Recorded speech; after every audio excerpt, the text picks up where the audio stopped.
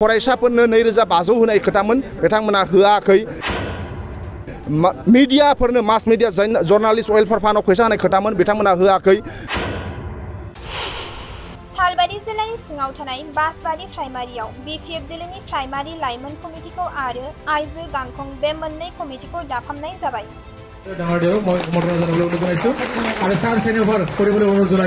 আমি বাবারি primary committee youth committee বিপিএফর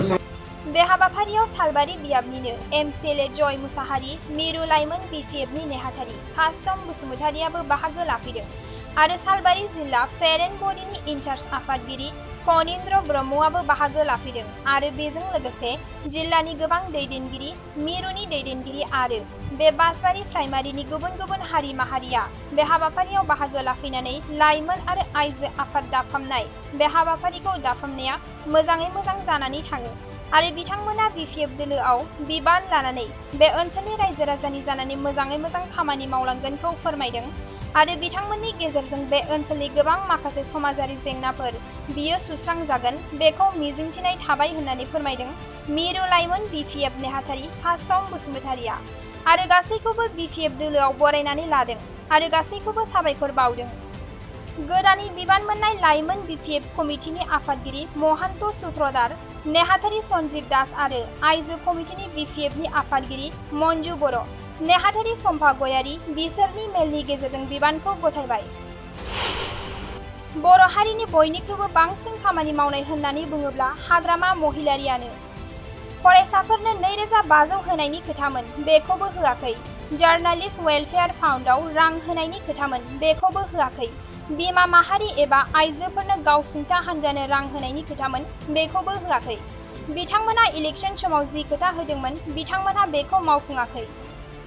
बेनिखायनो बिथांमोननि यूपीपीएल दोलोनिफ्रायबो गोबाङानो बीपीएफ दोलोआव हाबफैदों साननैसो सिगाङाव सालबारियाव जानाय जयनिं मेलाव फैनानै गोबां यूपीपीएल दोलोनि मावथि बिथांमोना बीपीएफ दोलोआव फैदों आरो उनावबो फैबाय थागोन रायजो राजाफोरा बुजिबाय फैगौ एमपीआव बीपीएफआ देरहाखागोन फैगौ सरकारा हाग्रामा महिलारि बिथाङा खुंगोन बेनिखायनो बेखौ बुजिनानै बयबो मानसिफोरा बुजिखाबाय मोनदांखाबाय बेनिखायनो गासै हारि माहारिनि मानसिफोरा हाग्रामा महिलारिनि बिथांनि साननाय हनाय आरो बिथांनि मावनायखौ मोजां मोननानै बिथांजों गोरोबफानानै खामानि मावफानो लुबैनाय आरो हास्थायनाय दं बेनिखायनो साफ्रोमबो मानसिफोरा फैगासिनो दं आरो इयुनावबो फैबाय थागोन होननानै फोरमायदों कास्टम बसुमतारिया बरपेटा रोडनिफ्राय अनजय बसुमतारिनि खौरां बारि जिल्लानि सिङाव थानाय बाबारि प्राइमारियाव जोंहा बीपीएफ दोलोनि बाव प्राइमारि हिसाबै यूथ कमिटिखौ रिसाफल खालामनाय जादों आरो आइजो गांखं जे उइमेन बेखौ रिसाफल खालामनाय जादों बे हाबाफारियाव जोंहा सालबारिनिनो एमसीएलए आरो लाइमोन बीपीएफनि आफादगिरि मानाव गेदेर जय मुसाहारि बिथाङा बाहागो लाफैदों आरो सालबारि डिस्ट्रिक्ट फेर एन्ड बडिनि जे इनचार्ज प्रेसिडेन्ट जोंहा कनिन्द्र ब्रह्म आदा बिथाङाबो बाहागो लाफैदों बेजों लोगोसे जोंनि जिल्लानि गोबां दैदेनगिरि आरो मिरुनि दैदेनगिरि आरो बे बाबारि प्राइमारिनि ओनसोलनिनो गुबुन गुबुन हारि माहारिया बेयाव बाहागो लाफैनानै बे लाइमोन आरो जे आइजो बेखौ सेलखौ जि प्राइमारि कमिटि बे दाफुंनाया जोंहा मोजां जालांबाय जों आसा खालामो बिथांमोनहा बीपीएफ दोलोआव मा होनो बिबान लानानै बे ओनसोलनि रायजो राजानि जानानै खामानि मावगोन आरो बिथांमोननि गेजेरजों बे ओनसोलनि गोबां माखासे ससियेल प्रब्लेम जि माखासे जेंनाफोर बे सुस्रांजागोन जों बेखौ मिजिंथिनाय थाबाय आरो गासैखौबो जों बीपीएफ दोलोआव बरायनानै लाबाय आरो बिथांमोननो जों साबायखर बावबाय। नै बर' हारिनि बयनिफ्राय बांसिन खामानि मावनाय होनोब्ला हाग्रामा महिलारि सार बेखौ जों साफ्रोमबो फोथायनांगोन मानो होनबा लवार आसामाव जोंहा फरायनो थाखाय एकमात्र इउनिभारसिटि बिथाङा लुनाय जों इन्जिनियार होनबा जों बुजियामोन जोंनि बिमा बिफाया इन्जिनियार होनबा बुजियामोन नाथाय बिथाङा जोंनो बिनेश्वर ब्रह्म इन्जिनियारिं कलेज होदों जोङो CIT माने मा बेखौ जों मिथियामोन बिथाङा जोंनो CIT होदों आरो गोबां डेभेलपमेन्ट बिथाङा जोंनो होफैदों आरो बयनिफ्राय देरसिन बाथ्राया मा 6 शेड्युल जि एरेन्जमेन्ट पलिटिकेल दिनै जेनेरेशन बे नेचारनि मोनसे नियम बादि मानसिफ्रा जोनोम जागोन आरो थैलांगोन नाथाय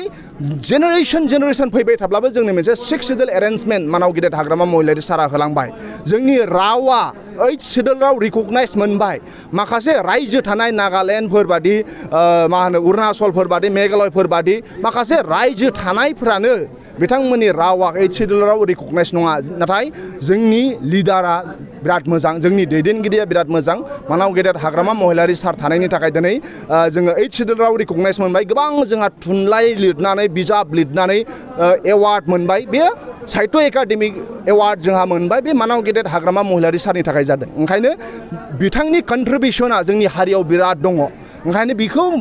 मोजां मोननानै गोबां जोंनि हारिनि मानसिफोराबो बिपिएफ दोलोआव हाबफैदों आरो बेजोंल' नङा गुबुन गुबुन हारि माहारिफोरा फोथायनाय दं हाग्रामा महिलारि सारखौ लानानै बिथाङा साफ्रोमबो सुबुंफोरखौ मोजां नोजोरजों नायो ओंखायनो बिथांखौ फोथायनानै साफ्रोमबो मानसिफोरा फैयो दिनै नाय जाय जोंखौ सासन खालामगासिनो इउपिपिएल बिथांमोनहा इलेक्सन समाव जि खोथा बुंदोंमोन ना बेखौ मोनसेबो बिथांमोना मावफुङाखै आं बुंबाय थादों ओंखायनो फरायसाफोरनो 2500 होनाय खोथामोन बिथांमोना होआखै मिडियाफोरनो मास मिडिया जर्नालिस्ट वेलफेयार फान्डआव फैसा होनाय खोथामोन बिथांमोना होआखै बिमा माहारि बा बाजै माहारि बा आइजो माहारि बिथांमोननो सेल्फ हेल्प ग्रुपनो फैसा होनाय खोथा दंमोन बेखौ होआखै बिथांमोना जि इलेक्सन मेनिफेस्ट'आव जि होनाय दङ बिथांमोना बेखौ मावफुङाखै ओंखायनो बिथांमोननि इउपिपिएल दोलोनिफ्रायबो गोबां जोंनाव हाबफैदों दाखालि बावैसो सालबारियाव जे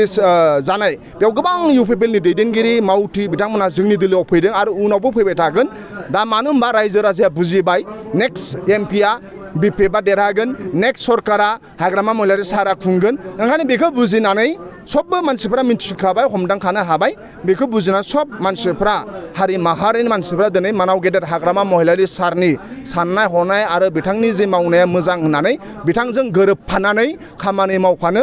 लुबैनाय आरो हास्थायनाय दङ बिनि थाखाय साफ्रोमबो मानसिफोरा फैगासिनो दङ आरो इयुनावबो फैबावगोन डिजिटेल बड' निउसनिफ्राय गासैखौबो खुलुमनाय आरो बरायनाय बावहरनाय जाबाय मदद आरो हेफाजाबनि नोजोरजों नोंथांमोननि सेराव दं डिजिटेल बड' निउस वेब पर्टेल सुखु दुखुनि समाव खैदां खैफोदनि समाव नोंथांमोननि राव जानानै ओंखारबोगोन डिजिटेल बड' निउस खौरां दैथायहरनो आरो जोंजों थोंजोङै फोनांजाबनो थाखाय जानबुं नं 6901559919 उदां आरो सैथो खौरां फोसावनायनि थांखिजों नोंथांमोननि सेराव दं डिजिटेल बड' निउस।